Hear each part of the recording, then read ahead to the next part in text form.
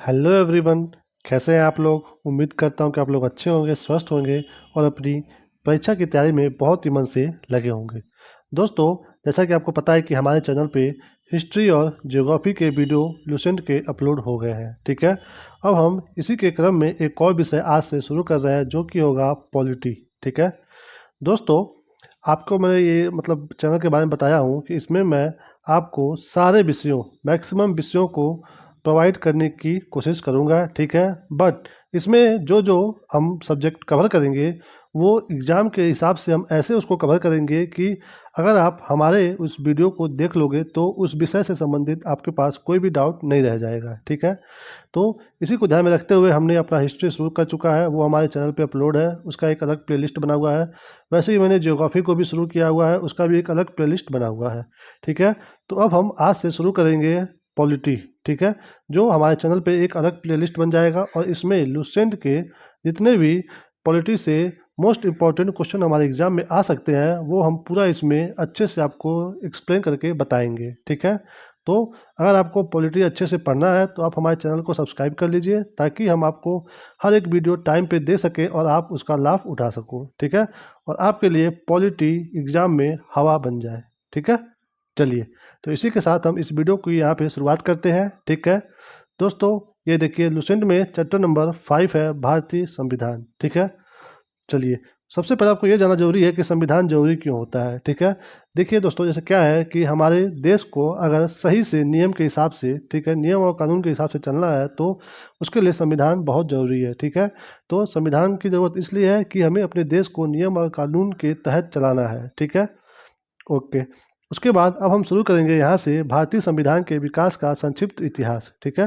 ये भारतीय जो हमारा संविधान बना है, ठीक है, ये जब अंग्रेज हमारे वहाँ राज कर रहे थे, ठीक है, तो वो इंग्लैंड से हमेशा नए नए कानून पारित करते थे, ठीक है। तो जिस जिस कानून में जो जो इम्पोर्टेंट चीज़ होते थे हम उस इस वीडियो में कवर करेंगे, ठीक है, जो हमारे एग्जाम के लिए इम्पोर्टेंट होगा, ठीक है। तो जैसे क्या है, उस समय जब हमारे देश में शासन वो लोग कर रहे थे तो वहाँ से बैठे बैठे उनको यहाँ पे शासन चलाना था भारत में, ठीक है। तो इसीलिए वो वहाँ से वो एक्ट पारित करते थे, ठीक है, हर 10 साल पे, उसके बाद फिर हर 20 साल पे, ठीक है। तो 20-20 सालों पे वो एक नियम निकालते थे और उसी हिसाब से हमारे देश में शासन करते थे, ठीक है। तो उसी को हम यहाँ पे देखेंगे लाइन से, ठीक है। चलिए, 1757 ईस्वी की प्लासी की लड़ाई और 1764 ईस्वी के बक्सर के युद्ध को अंग्रेजों द्वारा जीत ले जाने के बाद बंगाल पर ब्रिटिश ईस्ट इंडिया कंपनी ने शासन का शिकंजा कसा, ठीक है। देखिए दोस्तों, यहाँ पे इंपॉर्टेंट है प्लासी की लड़ाई, आपको पता है 1757। उसके बाद है बक्सर का युद्ध 1764, ठीक है। सबसे पहला युद्ध था भारत में 1757 का प्लासी का युद्ध, ठीक है। यही ऐसा युद्ध था जिसके बाद ये जो अंग्रेज हैं वो हमारे भारत में शासन का जो उनका नींव था यहीं से शुरू हुआ, ठीक है, 1757 की प्लासी की लड़ाई में, ठीक है, प्लासी की लड़ाई में। उसके बाद जब यहाँ पे वो युद्ध जीत गए तो फिर उसके बाद एक और युद्ध हुआ 1764 में, बक्सर बक्सर का युद्ध, ठीक है। तो जब ये युद्ध वो जीत गए तो एकदम से कन्फर्म हो गया कि अब यहाँ पे अंग्रेजों को कोई भी हरा नहीं सकता है, ठीक है। 1757 में तो प्लासी का युद्ध जीते, उसके बाद जब बक्सर का युद्ध जीत गए तो बक्सर के बाद उनको एकदम विश्वास हो गया कि अब हमें यहाँ पे कोई नहीं हरा सकता, ठीक है। तो यहाँ पे वही बता रहा है कि शासन का शिकंजा कस लिया उन्होंने, ठीक है। उसके बाद आगे चलिए, ठीक है। तो जब यहाँ पे उन्होंने ये फिक्स हो गया कि अब हमें यहाँ पे शासन करना है, ठीक है, उसके बाद वहाँ से आता है इंग्लैंड से एक चार्टर, ठीक है। देखिए उसमें क्या था, 1773 में आया वो सबसे पहला, ठीक है। 1773 में देखिए उसका नाम क्या था, 1773 ईस्वी का रेगुलेटिंग एक्ट, ठीक है। रेगुलेटिंग मतलब रेगुलेट करना है कि कैसे क्या करना है, ठीक है।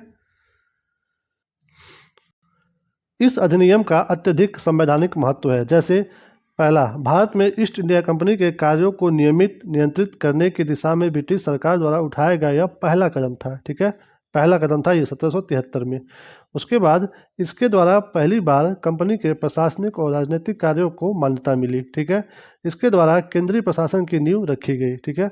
हमारे एग्जाम के लिए अभी इसमें से कुछ भी इंपॉर्टेंट नहीं है, ठीक है, बस आपको ये चीज़ जानना है, ठीक है, कि शुरुआत कहाँ से हुई थी, ठीक है। चलिए, इसकी विशेषताएं देख लेते हैं, ठीक है, 1773 का जो अधिनियम था उसका, ठीक है, उसमें क्या क्या विशेषता है। चलिए, पहला क्या है, इस अधिनियम द्वारा बंगाल के गवर्नर जनरल को ठीक है, गवर्नर को बंगाल का गवर्नर जनरल पद दिया गया। ठीक है, यानी कि देखिए वो जो अभी तक सिर्फ बंगाल का गवर्नर था, ठीक है, उसे बंगाल का गवर्नर जनरल पद दिया गया। ठीक है, तो ये हमारे एग्जाम में आ जाता है। ठीक है, कि कौन से अधिनियम के द्वारा बंगाल के गवर्नर को बंगाल का गवर्नर जनरल, ठीक है, लास्ट में बस ये जुड़ गया जनरल। ठीक है, तो ये पद कब मिला था? ठीक है, ऑप्शन में आ जाएगा 1773, ठीक है, 1782, कुछ भी संधि देगा आपको 4। ठीक है, तो उसमें से सही कौन सा होगा?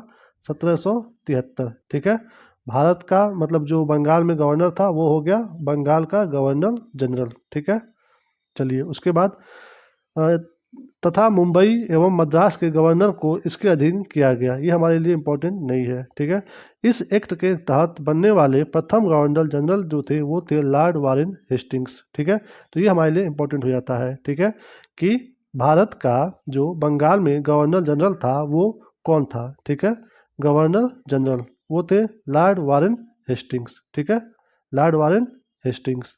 तो ये यहाँ से 2 क्वेश्चन बन गए। उसके बाद ये देखिए, इस एक्ट के अंतर्गत कलकत्ता प्रेसिडेंसी में एक ऐसी सरकार स्थापित की गई जिसमें गवर्नर जनरल और उसकी परिषद के 4 सदस्य थे जो अपने सत्ता के उपयोग संयुक्त रूप से करते थे। ठीक है, ये हमारे एग्जाम के लिए इम्पोर्टेंट नहीं है।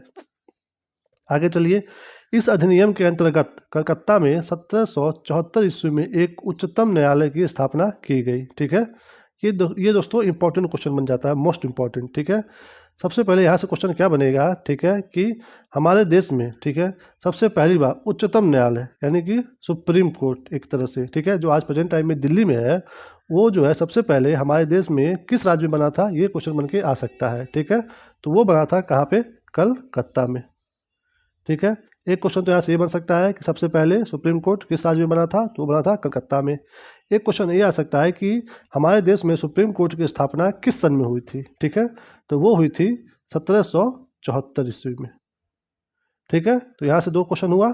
ठीक है, उसके बाद एक क्वेश्चन और बनेगा जो कि यहाँ पे आगे है। ठीक है, स्थापना हो गई, उसके बाद ये भी यहाँ से इसके प्रथम मुख्य न्यायाधीश सर एलिजा इम्पे थे। ठीक है, और अन्य 3 न्यायाधीश थे जो कि चैम्बर्स, लिमेस्टर और हाइड थे। ठीक है, तो ये जो अन्य थे ये हमारे लिए इम्पोर्टेंट नहीं है, इनका एग्जाम में आज तक कभी क्वेश्चन बन के नहीं आया है। ठीक है, पर हमारे एग्जाम में बहुत बार ये क्वेश्चन बन के आता है कि भारत के पहले मुख्य न्यायाधीश कौन थे? ठीक है, भारत के पहले मुख्य न्यायाधीश कौन थे? ठीक है, तो उसका उत्तर आपको यहाँ पे मिल जाएगा, सर एलिजा इम्पे। ठीक है, क्वेश्चन आपको पता है ना कि भारत के पहले मुख्य न्यायाधीश कौन थे? तो वो थे सर एलिजा इम्पे। ठीक है, चलिए उसके बाद आगे देखते हैं। इसके तहत कंपनी के कर्मचारियों को निजी व्यापार करने और भारतीय लोगों से उपहार व रिश्वत लेने प्रतिबंध कर दिया गया। ठीक है, ये हमारे वनडे एग्जाम के लिए इम्पोर्टेंट नहीं है। ठीक है, उसके बाद इस अधिनियम के द्वारा ब्रिटिश सरकार को बोर्ड ऑफ डायरेक्टर के माध्यम से कंपनी पर नियंत्रण सशक्त हो गया। ठीक है, इसे भारत में इसके राजस्व, नागरिक और सैन्य मामलों की जानकारी ब्रिटिश सरकार को देना आवश्यक कर दिया गया। ये भी हमारे वनडे एग्जाम के लिए कोई इंपॉर्टेंस नहीं है। उसके बाद अब चलते हैं 1773 के बाद 1781 वाले एक्ट पे। ठीक है, तो जो था एक्ट ऑफ सेटलमेंट 1781। ठीक है, सेटलमेंट क्यों नाम दिया गया? क्योंकि रेगुलेटिंग एक्ट की कमियों को दूर करने के लिए इस एक्ट का प्रावधान किया गया। ठीक है, यानी कि जो भी डिस्टर्बेंस हो चुका था 1773 के कानून में उसको सेटल किया गया। कौन से कानून से? 1781 से। ठीक है, तो उसमें क्या क्या किया गया वो देखते हैं।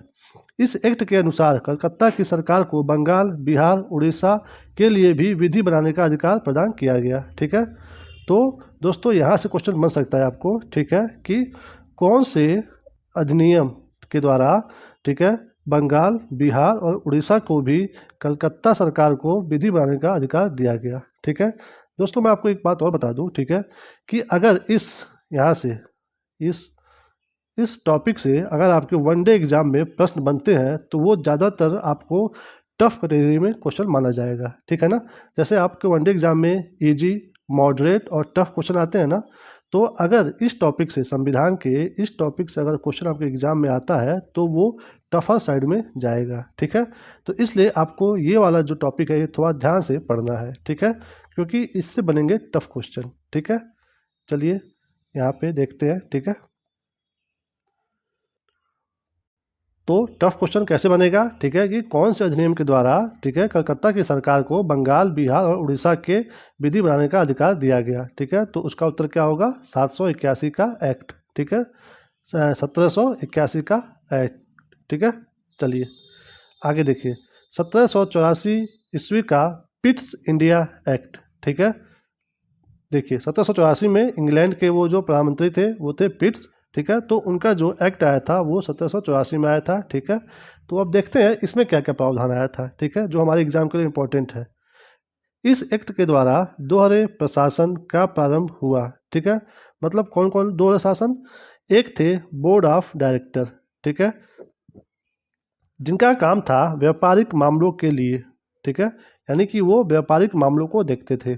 और दूसरा कौन बने, बोर्ड ऑफ कंट्रोलर, ठीक है, जिनका काम था राजनीतिक मामलों को देखना, ठीक है। तो जब देश में दो लोगों को भेजा गया, दो तरह के लोगों को, तो उसी को बोला गया दोहरे प्रशासन, ठीक है। तो हमारे एग्जाम में ये क्वेश्चन भर भर के आता है कि भारत में दोहरे प्रशासन की शुरुआत कब हुई थी, ठीक है। भारत में दोहरे प्रशासन की शुरुआत कब हुई थी, तो उसका उत्तर क्या होगा, 1784, ठीक है।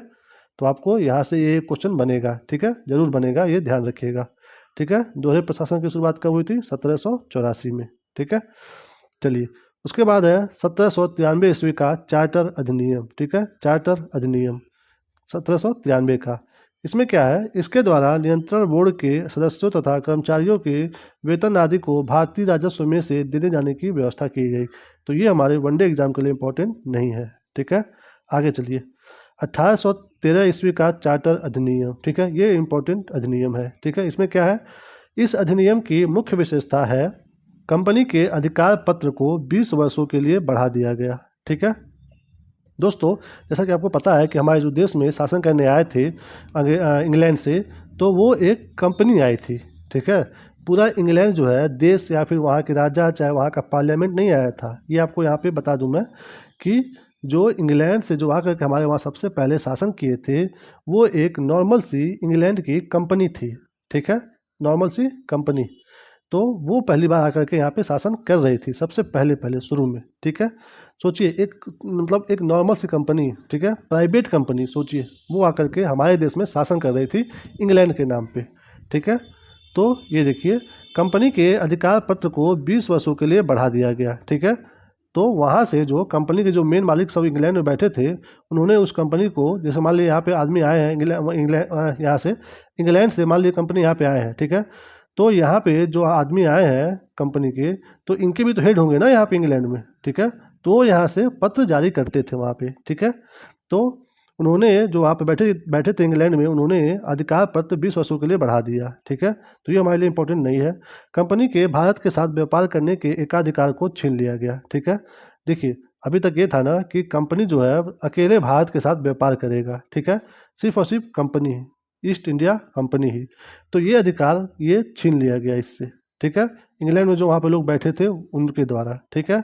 और क्यों छीना गया, देखिए किंतु उसे चीन के साथ व्यापार एवं पूर्वी देशों के साथ चाय के व्यापार में 20 वर्षों के लिए एकाधिकार प्राप्त रहा, ठीक है। सिर्फ और सिर्फ भारत में कहा गया कि ऐसी जो कंपनी है वो सिर्फ और सिर्फ भारत में व्यापार नहीं करेगी, उसके अलावा और भी लोग व्यापार करेंगे वहाँ पे। बट चीन में और भी बाकी जो देश थे, जो अभी प्रेजेंट टाइम में मलेशिया है, इंडोनेशिया है, वहाँ पे जो अभी शासन था अंग्रेज़ों का, तो वहाँ पे सिर्फ और सिर्फ ईस्ट इंडिया कंपनी शासन कर सकती थी, ठीक है। ये देखिए उसके बाद कुछ सीमाओं के अधीन सभी ब्रिटिश, ठीक है, सभी ब्रिटिश नागरिकों के लिए भारत के साथ व्यापार खोल दिया गया, ठीक है।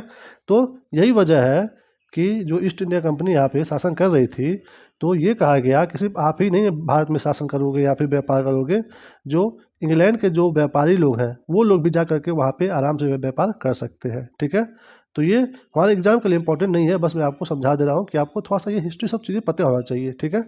उसके बाद 1813 से पहले ईसाई पादरियों को भारत में आने की आज्ञा नहीं थी, परंतु 1813 ईस्वी के अधिनियम द्वारा ईसाई पादरियों को आज्ञा प्राप्त करके भारत आने की सुविधा मिल गई, ठीक है। तो ये हमारे लिए इम्पोर्टेंट हो जाता है, ठीक है, कि हमारे देश में ईसाई जो है वो पहली बार भारत में कब आए थे, ठीक है, ईसाई पादरी, ठीक है, कब आए थे, तो वो था 1813 का सन, ठीक है, सन 1813 में, ठीक है।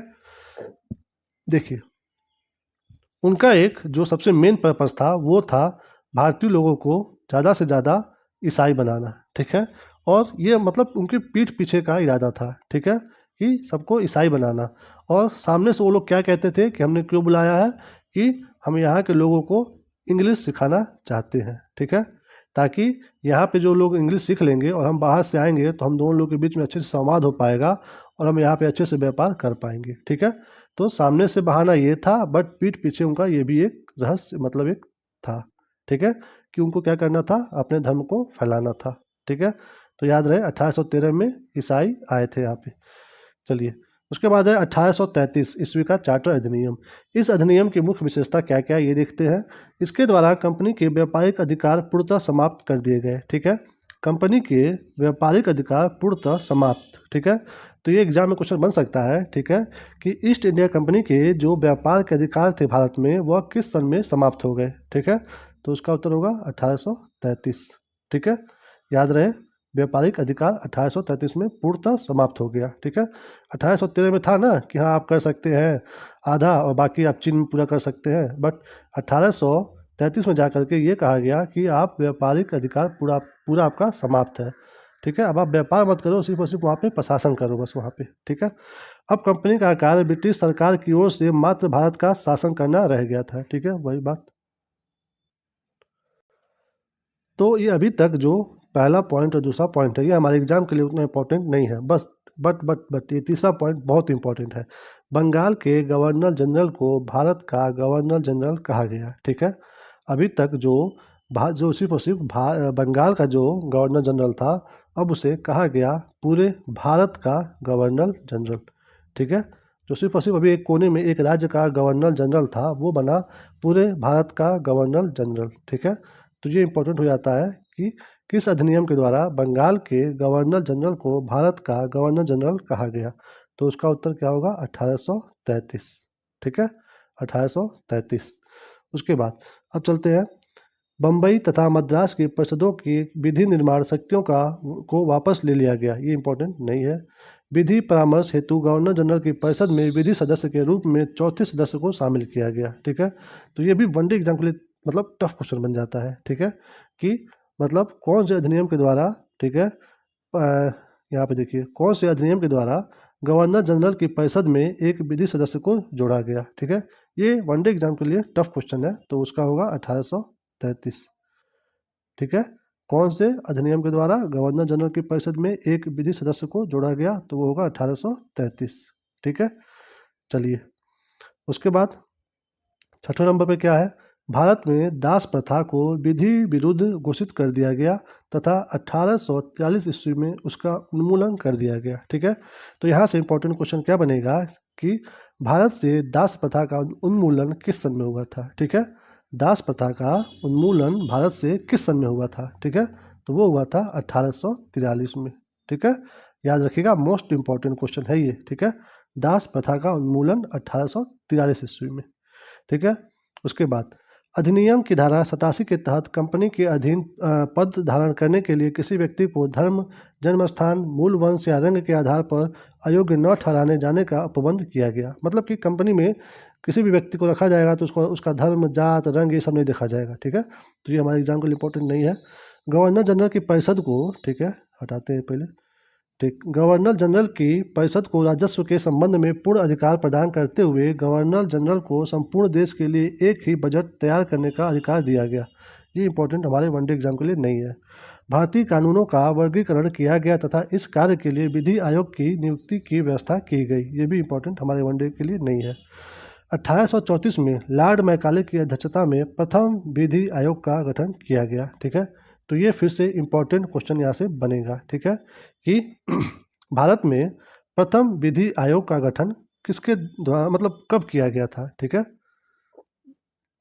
प्रथम विधि आयोग, ठीक है, तो कब किया गया था, 1834 में, ठीक है। और उसके अध्यक्ष कौन थे, लॉर्ड मैकाले, ठीक है दोस्तों, ठीक है। प्रथम विधि आयोग का गठन हुआ था 1843 में, उसके अध्यक्ष थे लॉर्ड मैकाले। ये इंपॉर्टेंट क्वेश्चन यहाँ से बनेगा। चलिए, अब चलते हैं 1853 का चार्टर अधिनियम, ठीक है। यहाँ तक ये लोग बहुत प्यार से अधिनियम लाते रहे, ठीक है। अब इसके बाद सोचिए 1857 की क्रांति अपने भारत में होने वाली है, ठीक है। तो उससे पहले का अभी ये लोग बहुत आराम आराम से अपने हिसाब से नियम कानून बना रहे हैं, ठीक है। तो चलिए एक और उनके मर्जी का कानून देख लेते हैं 1853 का, ठीक है। उसके बाद यही देखिए दोस्तों, हर 20 साल पे 10 साल पे ला रहे थे ना लोग, अब देखिए 53 के बाद 58 में ही आ गया। क्यों? क्योंकि 1857 की क्रांति जो हो गई थी वो लोग पूरा हिल गए थे। उसके बाद फिर से लोग अच्छे से फिर नियम लाए, ठीक है, 1858 में ही, ठीक है। चलिए अभी देखते हैं 1853 में उन लोगों ने क्या किया, ठीक है। ये 1853 इस अधिनियम की विशेषताएं हैं। इस अधिनियम के द्वारा सेवाओं में नामजदगी का सिद्धांत समाप्त कर कंपनी के महत्वपूर्ण पदों को प्रतियोगी परीक्षाओं के आधार पर भरने की व्यवस्था की गई। अभी ये हमारे एग्जाम के लिए इम्पोर्टेंट नहीं है, ठीक है। इसके लिए 1854 ईस्वी में मैकाले समिति की नियुक्ति की गई, ये भी इम्पोर्टेंट नहीं है। इस अधिनियम के द्वारा गवर्नर जनरल की परिषद के विधायी एवं प्रशासनिक कार्यों को अलग कर दिया गया। इसके तहत परिषद में 6 नए पार्षद जोड़े गए जिन्हें विधान पार्षद कहा गया, ठीक है। इसमें से हमारे एग्जाम के लिए कोई भी इम्पोर्टेंट डाटा फैक्ट नहीं है, ठीक है। चलिए अब आगे चलते हैं, ठीक है। 1858 का, ठीक है, ये आया तब जब 1857 की क्रांति हो गई, ठीक है। उसके बाद देखिए अब क्या क्या चेंजेज होते हैं, ठीक है, बड़े बड़े चेंजेज। इस अधिनियम की विशेषता है, भारत का शासन कंपनी से लेकर के ब्रिटिश क्राउन के हाथों में सौंप दिया गया, ठीक है। मैंने बताया ना कि अभी तक एक प्राइवेट कंपनी हमारे वहाँ शासन कर रही थी, ठीक है। तो उसके बाद जब यहाँ पे एक शासन कर रही थी, जो रेवेन्यू मिल रहा था इंग्लैंड भेज रही थी, ठीक है। तो नो डाउट इंग्लैंड की जो सोसाइटी थी और जो समाज था वो हमारे वहाँ के पैसों से वो ऊपर की को प्रगति कर रहा था, ठीक है। तो जब ये देखे यहाँ पे ये देखिए, तो जो ब्रिटिश का जो क्राउन देखा कि यार यहाँ पे लग रहा है कि मतलब अपना देश वो भारत आज़ाद हो जाएगा, ठीक है। तो इसलिए उन्होंने क्या किया, कंपनी से कहा कि भाई तुम अब शासन हटाओ, अब हमें दो शासन, ठीक है। यानी कि ब्रिटिश संसद ने, ठीक है, उन्होंने अपने हाथ में शासन ले लिया, ठीक है। तो हमारे एग्जाम के लिए सबसे इंपॉर्टेंट यहाँ पे क्वेश्चन यही बनेगा, ठीक है, कि किस सन में, ठीक है, भारत का शासन जो है कंपनी से लेकर के ब्रिटिश क्राउन के हाथों में चला गया, ठीक है। तो वो होगा 1858 में, ठीक है, 1857 की क्रांति के बाद, ठीक है। फिर देखिए भारत में मंत्री पद की व्यवस्था की गई, ये भी इम्पोर्टेंट नहीं है, ठीक है। 15 सदस्यों की भारत परिषद का सृजन हुआ, ठीक है, भारत परिषद बनाया गया, ठीक है, ये भी हमारे लिए इम्पोर्टेंट नहीं है, ठीक है।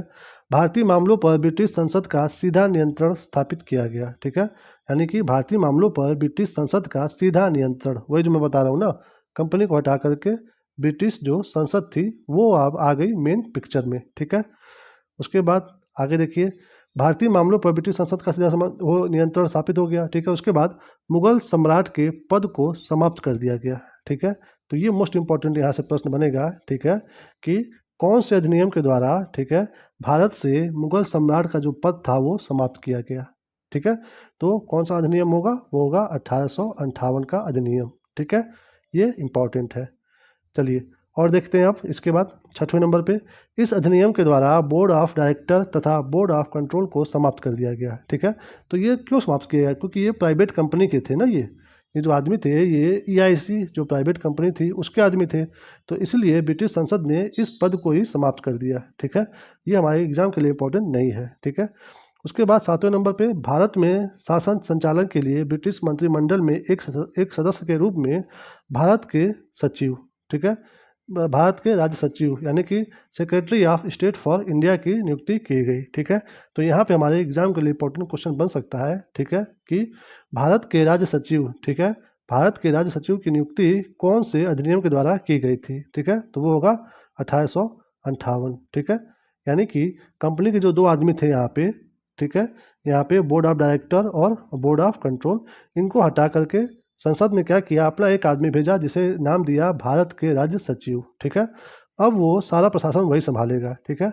आगे देखिए, वह अपने कार्यों के लिए ब्रिटिश संसद के प्रति उत्तरदायी होता था, ठीक है। भारत के प्रशासन पर इसका संपूर्ण नियंत्रण था, ठीक है। उसी का वाक्य अंतिम होता था, चाहे वह नीति के विषय में हो या अन्य ब्यौरे के विषय में हो, ठीक है। तो ये हमारे लिए इंपॉर्टेंट नहीं है, बस यही था कि भारत के राज्य सचिव का पद किस सन में बना, वो बना 1858 में इसी अधिनियम के द्वारा, ठीक है। चलिए उसके बाद 8वें नंबर पे क्या है, भारत के गवर्नर जनरल का नाम बदलकर वायसराय कर दिया गया। ठीक है, तो जो अभी तक गवर्नर बंगाल का फिर पूरे भारत का गवर्नर जनरल बना, ठीक है, तो वो दोनों पद कंपनी के द्वारा था, EIC, ठीक है, ईस्ट इंडिया कंपनी। तो ये पूरे पद को ही समाप्त कर दिया गया। ठीक है, न तो अब गवर्नर रहेगा और न ही गवर्नर जनरल कोई रहेगा। ठीक है, उस नाम को पूरी तरह से चेंज करके, ठीक है, क्या नाम दे दिया गया, वायसराय। ठीक है, भारत के गवर्नर जनरल का नाम बदलकर वायसराय कर दिया गया। ठीक है, अतः इस समय के गवर्नर जनरल, ठीक है, मान लीजिए आप पद का नाम चेंज हुआ है ना, पद का आदमी तो वही था। ठीक है, तो उस समय पद पे कौन थे, लॉर्ड कैनिंग। ठीक है, तो जो ये सबसे अंतिम गवर्नर जनरल थे, तो जब इस पद का नाम चेंज हुआ तो वायसराय हो गया। तो इसीलिए हमारे एग्जाम में यहाँ से क्वेश्चन इंपॉर्टेंट बन के आता है कि हमारे भारत के प्रथम गवर्नर, नहीं, यहाँ पे देखिए, हमारे भारत के अंतिम जो है गवर्नर जनरल तथा प्रथम वायसराय कौन थे। ठीक है, अंतिम गवर्नर जनरल और प्रथम वायसराय। ठीक है, तो सही होगा उत्तर लॉर्ड कैनिंग। ठीक है, ये मोस्ट इंपॉर्टेंट क्वेश्चन है, आपको ये चीज़ ध्यान में रखना है। ठीक है, चलिए अब चलते हैं अगले पृष्ठ पे, क्या है 1861 का भारत परिषद अधिनियम। ठीक है दोस्तों, इस अधिनियम में ऐसा कुछ भी हमारे एग्जाम के लिए इम्पोर्टेंट नहीं है, इसलिए मैं इसको जल्दी से पढ़ देता हूँ। ठीक है, बट हमारे एग्जाम के लिए इसमें कुछ भी इम्पोर्टेंट नहीं है। ठीक है, इस अधिनियम की विशेषताएं, गवर्नर जनरल की कार्यकारिणी परिषद का विस्तार किया गया, विभागीय प्रणाली का प्रारंभ हुआ, लॉर्ड कैनिंग के द्वारा गवर्नर जनरल को पहली बार अध्यादेश जारी करने की शक्ति प्रदान की गई। ऐसे अध्यादेश की अवधि मात्र 6 महीने होती थी। गवर्नर जनरल को बंगाल, उत्तर पश्चिमी सीमा प्रांत और पंजाब में विधान परिषद स्थापित करने की शक्ति प्रदान की गई। इसके द्वारा कानून बनाने की प्रक्रिया में भारतीय प्रतिनिधियों को शामिल करने की शुरुआत हुई। वायसराय कुछ भारतीयों को विस्तारित परिषद में गैर सरकारी सदस्यों के रूप में नामांकित कर सकता था। ठीक है, तो यहाँ पे दोस्तों एग्जाम के लिए कुछ भी इंपॉर्टेंट क्वेश्चन नहीं बनेगा। ठीक है, बट आपको इंटरेस्ट हो तो आप इसको पढ़ सकते हो और जान सकते हो। ठीक है, चलिए आगे देखते हैं नोट में क्या दिया हुआ है। 1862 ईस्वी में लॉर्ड कैनिंग ने 3 भारतीयों, बनारस के राजा ये पटियाला के महाराज और सर दिनकर राव जी को विधान परिषद में मनोनीत किया। ठीक है, यहाँ पे 1862 में क्यों हुआ था, क्योंकि देखें ना आप 1857 की क्रांति, तो यहाँ पे अंग्रेजों ने सोचा कि भाई जो भी अपना बना रहे हैं, ठीक है, जो अपना एक तरह से कानून बनाने के लिए जो भी परिषद बना रहे हैं, उसमें किसी भी भारतीय यानी कि न तो छोटे लोगों को न ही बड़े लोगों को शामिल कर रहे हैं। ठीक है, तो इसलिए कुछ बड़े लोगों को शामिल किया जाए अपने परिषद में, ठीक है, अपने काउंसिल में। तो इसीलिए 1857 की क्रांति के बाद 1862 में ये डिसाइड हुआ। ठीक है, तो उन्होंने सबसे पहले 3 लोगों को किया, एक थे बनारस के राजा, उसके बाद एक थे पटियाला के राजा और एक थे सर दिनकर राव जी। ठीक है, तो ये इंपॉर्टेंट हो जाता है। ठीक है, ये आप ध्यान में रखिएगा। ठीक है, कहाँ के राजा थे, बनारस के, पटियाला के और एक थे सर दिनकर राव जी, इनको विधान परिषद में मनोनीत किया। ठीक है, चलिए उसके बाद आता है 1873 का अधिनियम। ठीक है, इस अधिनियम द्वारा यह उपबंध किया गया कि ईस्ट इंडिया कंपनी को किसी भी समय भंग किया जा सकता है। ठीक है दोस्तों, जब EIC को हटा करके जब ब्रिटिश संसद ने सब कुछ अपने अंडर में ले लिया, फिर भी वो इतना तो मतलब एक एज ए मानवता EIC को बोला था कि ठीक है भाई, आप मेन नहीं रहोगे भारत में, बट फिर भी आप व्यापार कर सकते हो। ठीक है, बट आगे चल के फिर उन्होंने ये कहा कि अब किसी भी समय इस कंपनी को पूरी तरह से भारत से बाहर जाने के लिए कहा जाएगा। ठीक है, तो वो समय कब आया, वो आया 1 जनवरी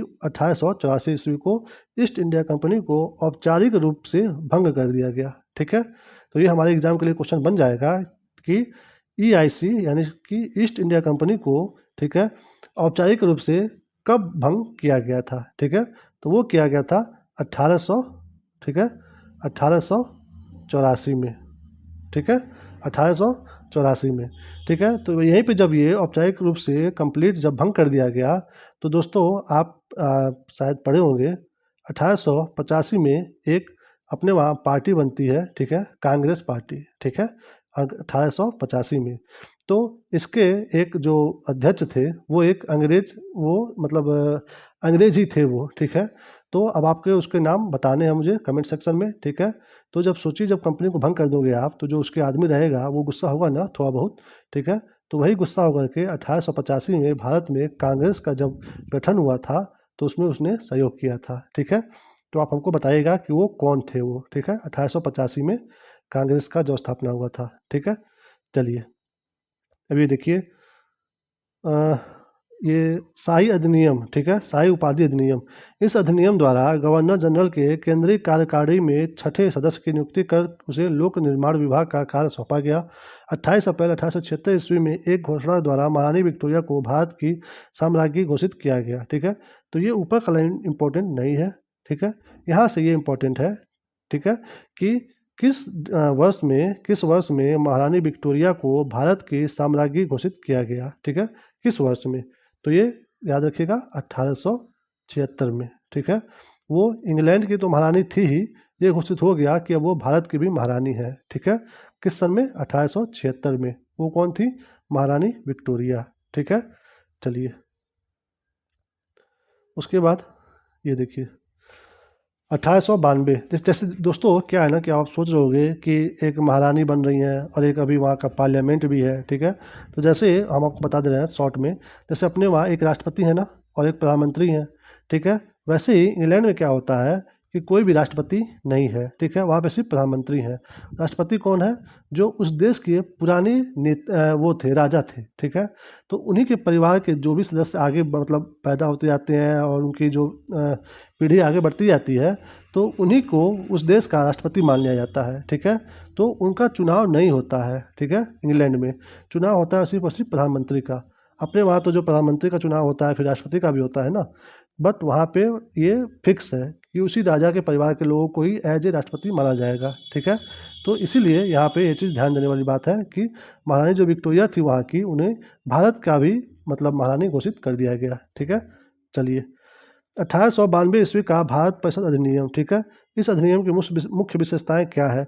अप्रत्यक्ष चुनाव प्रणाली की शुरुआत हुई। इसके द्वारा राजस्व एवं व्यय अथवा बजट पर बहस करने तथा कार्यकारिणी से प्रश्न पूछने की शक्ति दी गई, ठीक है। तो ये दूसरा पॉइंट इंपॉर्टेंट नहीं है, पहला पॉइंट इंपॉर्टेंट है, ठीक है। एग्जाम में हमारे आ सकता है कि भारत में अप्रत्यक्ष चुनाव प्रणाली कब शुरू हुई थी, ठीक है। अप्रत्यक्ष चुनाव प्रणाली भारत में कब शुरू हुई थी? तो वो हुई थी 1892 से, ठीक है, याद रहे। अप्रत्यक्ष चुनाव प्रणाली, ठीक है, 1892 से। चलिए उसके बाद 1909 के अधिनियम पे आते हैं, ठीक है। 1909 इसको क्या बोलते हैं? इसको बोलते हैं मार्ले मिंटो सुधार, ठीक है। तो आपके एग्जाम में आ सकता है, ठीक है, कि कौन से अधिनियम को मार्ले मिंटो सुधार कहा जाता है? तो वो होगा 1909 का, ठीक है। क्योंकि देखिए यहाँ पे नीचे लिखा हुआ है, देखिए 1909 में लॉर्ड जो मार्ले थे वो इंग्लैंड में भारत के राज्य सचिव थे, ठीक है।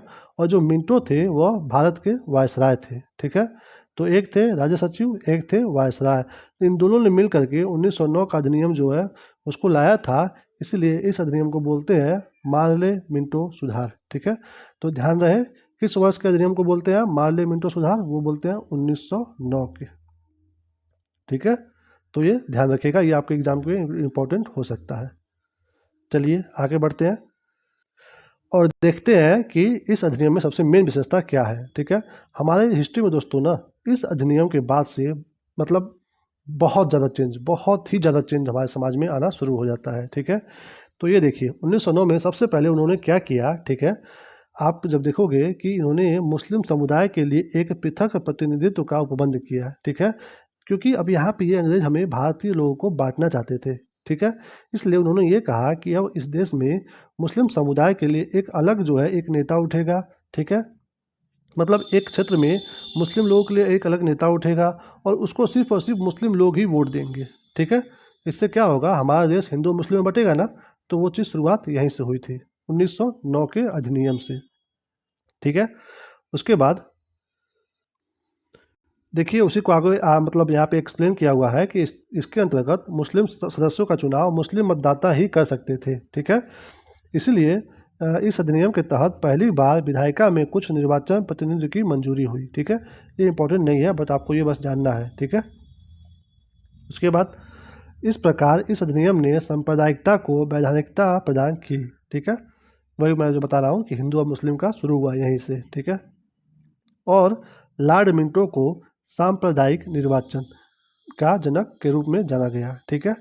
तो ये आप याद रखिएगा कि क्वेश्चन अगर ये आए कि भारत में सांप्रदायिक निर्वाचन के जनक किसे कहा जाता है, तो वो कहा जाता है लॉर्ड मिंटो को, ठीक है, सांप्रदायिक निर्वाचन के जनक। ठीक है, अब आगे देखिए, उसके बाद दूसरे नंबर पे क्या दिया हुआ है, भारतीयों को भारत सचिव एवं गवर्नर जनरल की कार्यकारी परिषदों में नियुक्त किया गया। ये कोई इंपॉर्टेंट नहीं है। केंद्रीय और प्रांतीय विधान परिषदों को पहली बार बजट पर वाद विवाद करने, सार्वजनिक हित के विषयों पर प्रस्ताव पेश करने, पूरक प्रश्न पूछने और मत देने का अधिकार मिला। ठीक है, ये इंपॉर्टेंट एग्जाम वनडे के लिए नहीं है।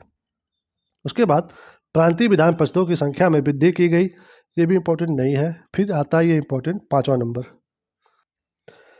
सत्येंद्र प्रसाद सिन्हा। ठीक है, सत्येंद्र प्रसाद सिन्हा वायसराय की कार्यपालिका परिषद के प्रथम भारतीय सदस्य बने। ठीक है, तो यहाँ से ये इंपॉर्टेंट क्वेश्चन बन के आता है कि वो कौन से भारतीय थे जो वायसराय की कार्यपालिका परिषद के प्रथम भारतीय सदस्य बने थे। ठीक है, वहाँ पे 4 नाम दिया होगा। ठीक है, आपको बस ये नाम ढूंढना है उसमें, सत्येंद्र प्रसाद सिन्हा जी का। ठीक है, चलिए, और ये भी आ सकता है प्रश्न कि जब सत्येंद्र प्रसाद सिन्हा जी को, ठीक है, वायसराय की कार्यपालिका परिषद में जब वो उनको चुना गया तो वो किस मतलब कौन से सदस्य बने थे वो। ठीक है, तो उसमें मतलब कई भी नाम दे देगा, आपको उसमें ढूंढना है क्या, विधि सदस्य। ठीक है, यानी कि कानून से रिलेटेड उनको मतलब सदस्य बनाया गया था। ठीक है, अब ये देखिए 6वें नंबर पे, इस अधिनियम के तहत प्रेसिडेंसी कॉरपोरेशन, ठीक है, चैम्बर्स ऑफ कॉमर्स, विद्यालयों और जमींदारों के लिए अलग प्रतिनिधित्व का प्रावधान किया गया। ठीक है, ये इंपॉर्टेंट नहीं है। ठीक है, ये देखिए नोट, जो भी मैंने बताया ऊपर, लॉर्ड मार्ले क्या थे, भारत के राज्य सचिव थे, और मिंटो क्या थे, भारत के वायसराय थे। ठीक है, उसके बाद भारत में ब्रिटेन के सभी संवैधानिक प्रयोगों में से सबसे कम समय तक चलने वाला अधिनियम 1909 का भारत परिषद अधिनियम था। ठीक है, तो ये आप ध्यान दीजिएगा। ठीक है, कि भारत में ब्रिटेन के अगर मतलब क्वेश्चन पूछ दे आपके, ठीक है, प्रश्न ये कि कौन सा अधिनियम भारत में चलने वाला सबसे कम समय वाला अधिनियम है, तो वो होगा 1909 का अधिनियम। ठीक है, क्यों, क्योंकि आपको पता होगा प्रथम विश्व युद्ध, ठीक है, प्रथम विश्व युद्ध, ठीक है, जो कि 1914 से 1918 तक चला था, वो शुरू हो गया था। ठीक है, 1914 में, सोचिए 1909 में ये बना है।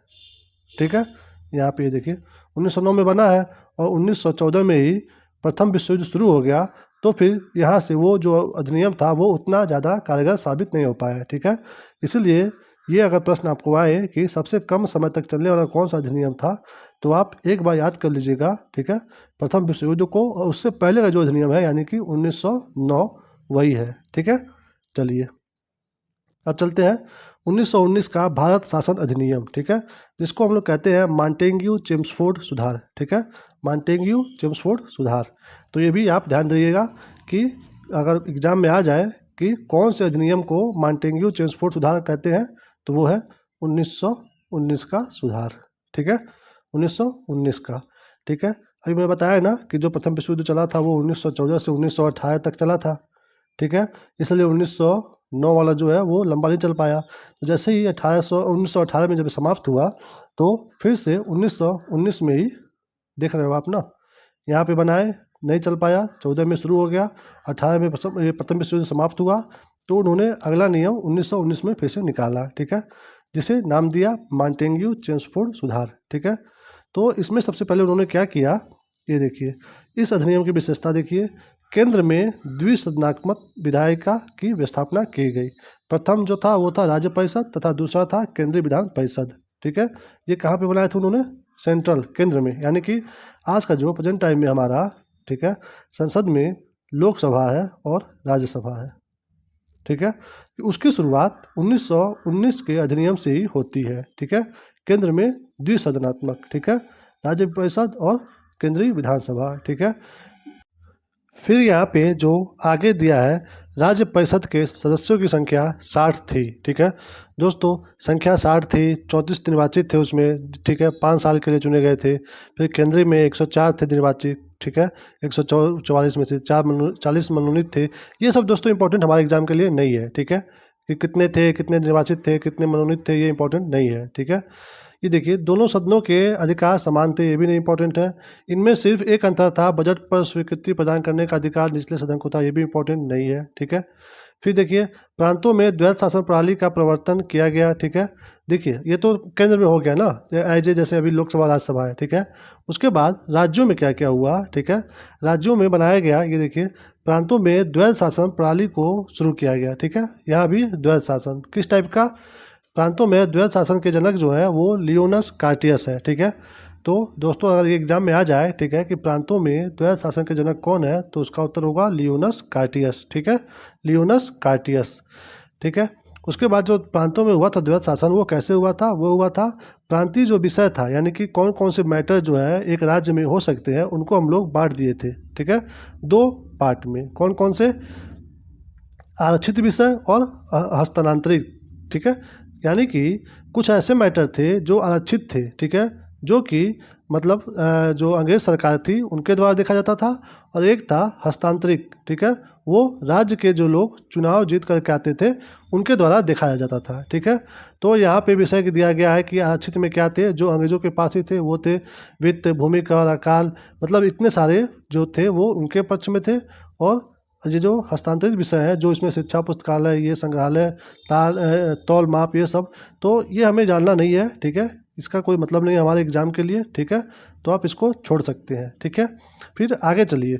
नोट, आरक्षित विषयों का प्रशासन गवर्नर तथा उसकी कार्यकारी परिषद के माध्यम से किया जाना था। ठीक है, जबकि मतलब वही जो मैं ऊपर बता रहा हूँ ना आपको, कि जो भी आरक्षित विषय था उसको कौन देखता, वो देखता मतलब गवर्नर जनरल और उसका परिषद। ठीक है, और जो हस्तांतरित विषय थे उसको देखता कौन, उत्तरदायी मंत्री। ठीक है, यानी कि उस राज्य के मंत्री लोग देखते। ठीक है, उसके बाद ये देखिए, ये जो द्वैध शासन बन गया उसको आगे चल के 1935 में जो एक्ट आया था उसके द्वारा समाप्त कर दिया गया। ठीक है, चलिए, तो ये इतना इम्पोर्टेंट नहीं है। उसके बाद ये देखिए, भारत सचिव को अधिकार दिया गया कि वह भारत में महालेखा परीक्षक की नियुक्ति कर सकता है। इस अधिनियम ने भारत में एक लोक सेवा आयोग के गठन का प्रावधान किया। अतः 1926 ईस्वी में ली आयोग की सिफारिश पर सिविल सेवकों की भर्ती के लिए केंद्रीय लोक सेवा आयोग का गठन किया गया। ठीक है, तो यहाँ से आपको ध्यान देना है कि ली आयोग, ठीक है, ये किससे संबंधित है, तो ध्यान दीजिएगा, ये है जो लोक सेवा आयोग का गठन करना था केंद्र लेवल पे, उससे संबंधित है ये ली आयोग। ठीक है, तो ये इंपॉर्टेंट हो गया। उसके बाद एक और इम्पोर्टेंट आपको ध्यान देना है कि केंद्रीय लोक सेवा आयोग यानी कि यूपीएससी, ठीक है, यूनियन पब्लिक सर्विस कमीशन, ठीक है, जो कि हमारे देश में सबसे सर्वोत्तम उच्च पदों को भर्ती मतलब ये करता है ये। ठीक है, तो इसका गठन हमारा किस साल में हुआ था, ये हुआ था 1926 में। तो याद रहे, यूपीएससी की जो स्थापना हुई थी वो हुई थी 1926 में। ठीक है, तो ये इंपॉर्टेंट है आपके लिए। उसके बाद आगे चलते हैं, यहाँ से छठवें नंबर पे, इस अधिनियम के अनुसार वायसराय के कार्यकारी परिषद में 6 सदस्यों में से कमांडर इन चीफ को छोड़कर 3 सदस्यों का भारतीय होना आवश्यक था। ये भी इंपॉर्टेंट नहीं है हमारे वनडे एग्जाम के लिए। इसने सांप्रदायिक आधार पर सिखों, भारतीय, ईसाइयों, आंग्ल भारतीयों और यूरोपियों के लिए भी पृथक निर्वाचन के सिद्धांत को विस्तारित कर दिया। ठीक है, देखिए दोस्तों 1900, ठीक है, 1909 में क्या था, देखिए यहीं पे तो है, 1909 में क्या था कि मुस्लिमों के लिए हो गया था। ठीक है, कि मुस्लिम जो है, एक मुस्लिम आदमी उठेगा और मुस्लिम लोग ही उसको वोट देंगे। ठीक है, तो यहाँ पे तो हिंदू मुस्लिम में बांट ही दिए थे 1909 में अंग्रेजों ने भारत को। ठीक है, 1919 में क्या किया उन्होंने, ये देखिए यहाँ पे सिखों, भारतीय के ईसाइयों और जो आंग्ल भारतीय थे और यूरोपियों के लिए पृथक चुनाव कर दिए। ठीक है, मतलब देखें भारत को कितने तरीके से वो लोग बांट रहे हैं। ठीक है, यहाँ पे वो लोग नियम अपना रहे हैं, मतलब फूट डालो और राज करो। ठीक है, तो यहाँ पे भी उन्होंने यही नियम अपनाया, सिखों के लिए भी, ईसाइयों के लिए भी, आंग्ल भारतीयों के लिए भी, और जो यूरोपीय यहाँ पे आके जो बस गए थे उनके लिए भी, कि एक अलग आदमी उठेगा जो सिर्फ सिख होगा और उसको वोट देंगे सिर्फ और सिर्फ सिख, ईसाई उठेगा, ईसाई को सिर्फ और सिर्फ वोट देंगे सिख। ठीक है, तो ये सब नियम कब आया था, ये आया था 1919 में। ठीक है, तो आप ये याद रखिएगा। ठीक है, उसके बाद इसमें पहली बार केंद्रीय बजट को राज्यों के बजट से अलग कर दिया गया। ठीक है, तो ये इंपॉर्टेंट हमारे लिए क्वेश्चन बन जाता है। ठीक है, कि कौन से अधिनियम के द्वारा, ठीक है, केंद्रीय बजट को राज्य के बजट से अलग कर दिया गया। ठीक है, तो कौन सा अधिनियम है, वो है 1919 का अधिनियम। ठीक है, जिसके द्वारा केंद्र के बजट को राज्य के बजट से अलग कर दिया गया। ठीक है, ये इंपॉर्टेंट है। इसके बाद इसके अंतर्गत एक वैधानिक आयोग का गठन किया गया जिसका कार्य 10 वर्ष बाद जांच करने के बाद अपनी रिपोर्ट प्रस्तुत करना था। ये इंपॉर्टेंट नहीं है, ठीक है। अब आगे जो है 10वां पॉइंट, ये क्या कह रहा है 10वें नंबर में, इस अधिनियम में केंद्रीय विधानसभा के में वायसराय के अध्यादेश जारी करने की शक्तियों का निम्न रूप में बनाए रखा गया, ठीक है। तो ये भी हमारे एग्जाम के लिए इम्पोर्टेंट नहीं है, ठीक है। इसमें बस वही दिया हुआ है कि जो वायसराय थे वो कैसा कैसा अध्यादेश जारी कर सकते थे, ठीक है। तो यहाँ पे दिया हुआ है, ये हमारे वनडे एग्जाम के लिए कोई भी इंपॉर्टेंस नहीं रखता है, ठीक है। तो आप इसको चाहो तो पढ़ लेना, बट मैं कहूँगा आप इसको आराम से छोड़ सकते हो, ठीक है। आगे चलिए, मॉन्टेग्यू चेम्सफोर्ड सुधार भारत अधिनियम 1919 द्वारा भारत में पहली बार महिलाओं को वोट देने का अधिकार मिला, ठीक है। उस समय इंग्लैंड का प्रधानमंत्री लॉर्ड जॉर्ज था, ठीक है। तो यहाँ पे 2 क्वेश्चन बनेगा, ठीक है। पहला बनेगा कि भारत में पहली बार महिलाओं को वोट देने का अधिकार किस अधिनियम के द्वारा मिला था, ठीक है। तो उसमें कौन सा सही हो जाएगा, 1919 के द्वारा, ठीक है। भारत में पहली बार, सोचिए, मतलब जस्ट इमेजिन कि 1919 से पहले महिलाएं को, चाहे कोई भी महिलाएं हो, ठीक है, ऊंची जाति की हो चाहे छोटी जाति की हो, 1919 से पहले, ठीक है, यानी कि 1918 तक सोचिए, आज जो आप महिलाएं जाकर के आप वोट देती हो, ये अधिकार था ही नहीं आपके पास, ठीक है। 1919 में ये अधिकार मिला महिलाओं को, ठीक है। उसके बाद ये भी हो सकता है कि जो 1919 का अधिनियम आया था, ठीक है, उस समय इंग्लैंड के, ठीक है, प्रधानमंत्री कौन थे, तो वो थे लॉर्ड जॉर्ज, ठीक है। क्योंकि ये बहुत बड़ा बदलाव है ना कि महिलाओं को भी कुछ समझा जा रहा है, ठीक है। 1919 के अधिनियम में जिस चीज़ को बिल्कुल नज़रअंदाज किया गया था, अभी तक इतनी लड़ाइयाँ हुई, इतनी बातें हुई, महिलाओं का कोई मतलब कोई पूछ नहीं रहा था, तो उनको 1919 में, ठीक है, इंग्लैंड के प्रधानमंत्री लॉर्ड जॉर्ज ने जो ये अधिनियम पेश करवाया, उसमें सोचिए महिलाओं को पहली बार अधिकार दिया, ठीक है। तो इसलिए ये अधिनियम इम्पोर्टेंट हो जाता है और ये प्रधानमंत्री इम्पोर्टेंट हो जाते हैं, ठीक है। चलिए, ये तो हो गया 1919 के अधिनियम के सब इम्पोर्टेंट, ठीक है। अब चलते हैं 1935 का अधिनियम, ठीक है, जो कि एक तरह से हमारे भारतीय संविधान जब बना जो, तो 1935 के अधिनियम में से ही मैक्सिमम चीज़ों को लेकर के हमारे भारतीय संविधान में रखा गया, ठीक है। तो यहाँ से मोस्ट इम्पॉर्टेंट अब शुरू होता है 1935 का अधिनियम, ठीक है।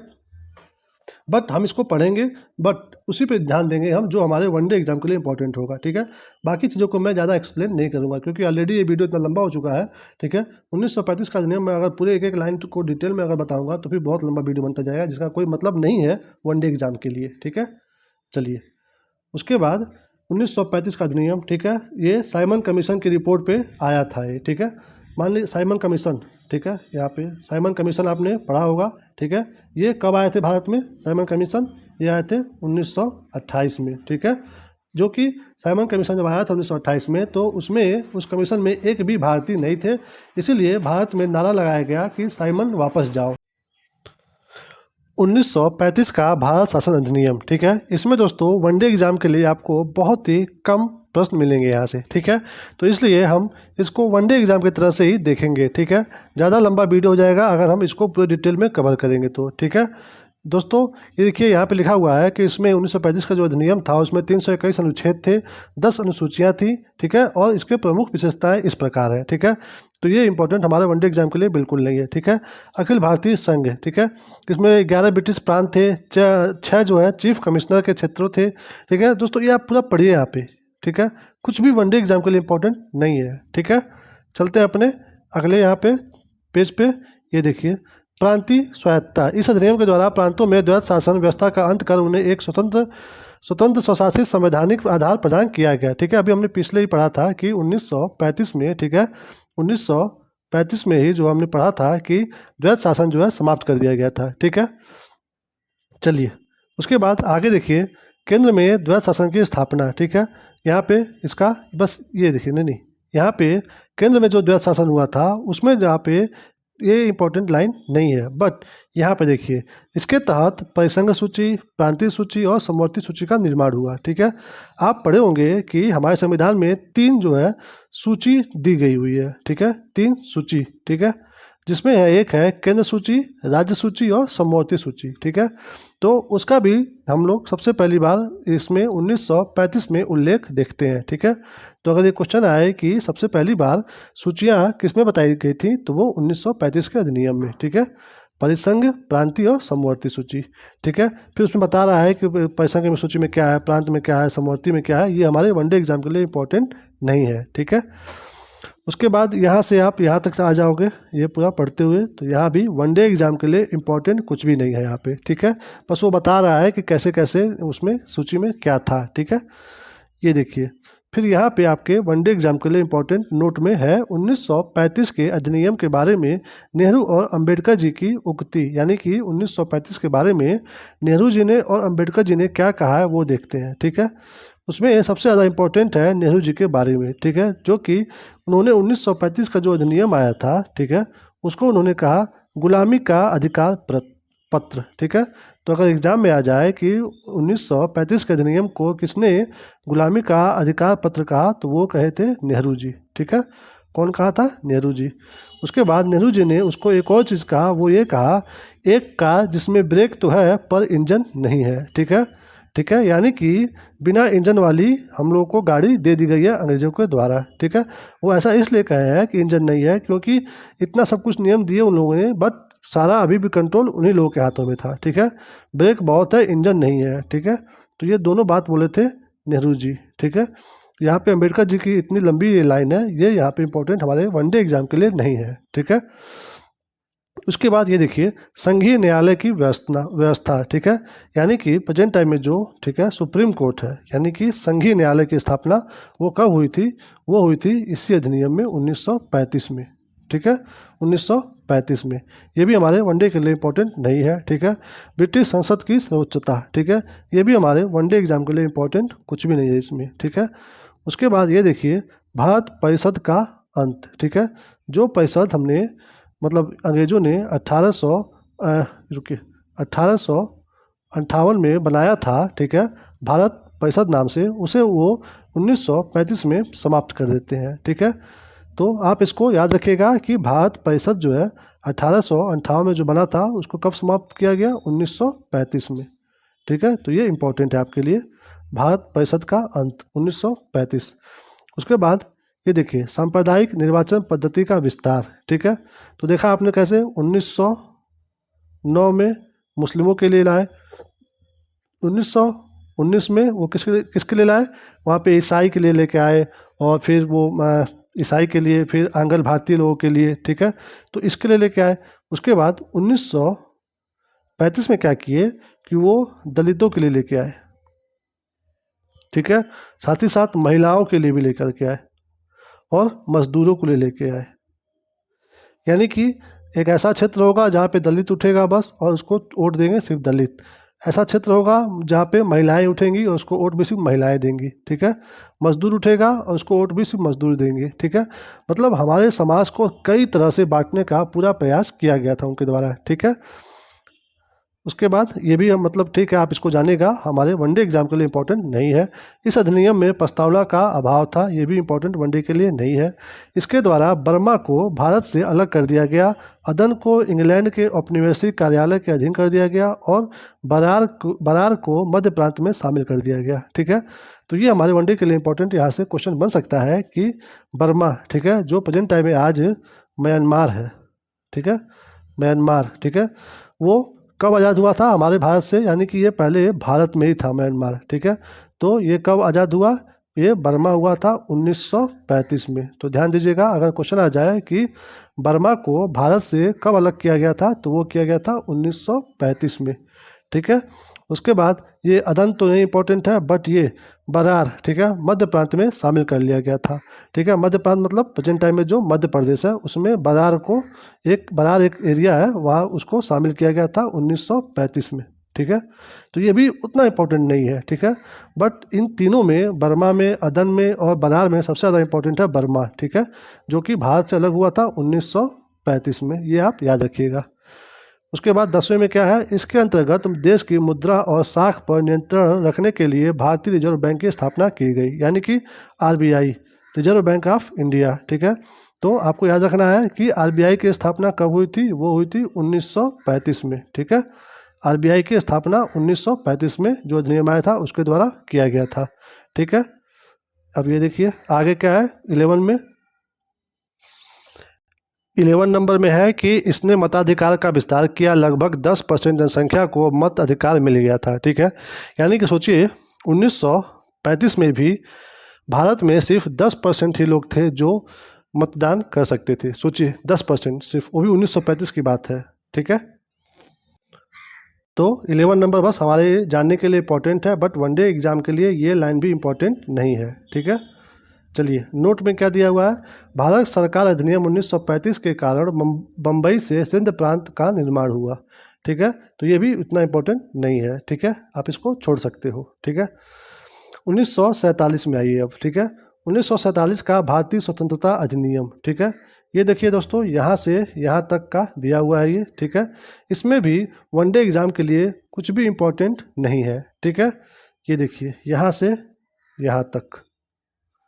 ठीक है, कि इसमें जो भी कुछ लाइन लिखा हुआ है ये सिर्फ जानने के लिए है और सिर्फ समझने के लिए है। ठीक है, इसमें कोई भी वनडे एग्जाम के लिए इम्पोर्टेंट नहीं है। ठीक है, चलिए यहाँ पे देखिए, यहाँ पे नोट में क्या है, सिलहट जिले के बारे में बता रहा है। ठीक है, जो कि उस समय मतलब उस समय क्या अभी भी ये कहाँ गया, यहाँ पे जो सिलहट जिला है ये असम में है। ठीक है, तो ये 1947 में जब जनमत संग्रह हुआ था तो ये पाकिस्तान के पक्ष में मत दिया था।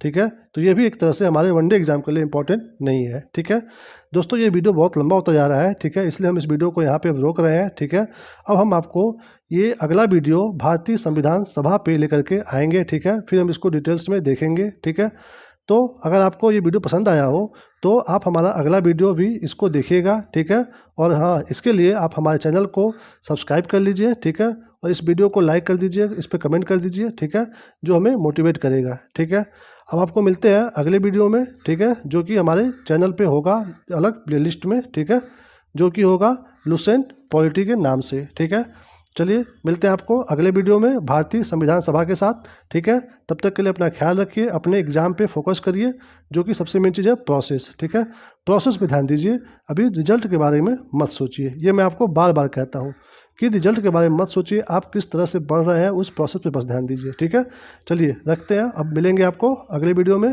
तब तक के लिए बाय बाय, टेक केयर।